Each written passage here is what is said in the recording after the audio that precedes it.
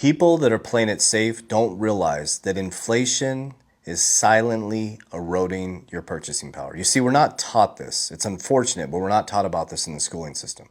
Taught to go to school, get a job, trade time for money. The fact is, savers are actual losers. You remember our grandparents and our parents told us to put money under a mattress, save for a rainy day.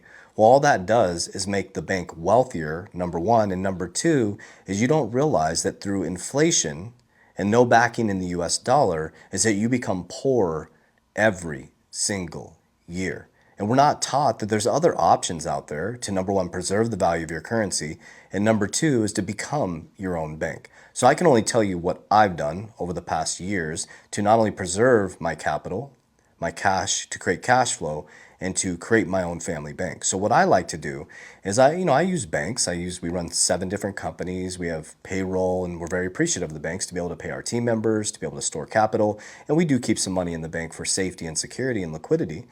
But most of my cash outside of the money to run my companies or the security to pay the bills, I transferred into things like cash value life insurance to become my own family bank, things like precious metals to preserve the value, and I like things like Bitcoin and XRP that to me are deflationary based on their supply, one being a fixed supply and the other one based on its utility and a fixed supply.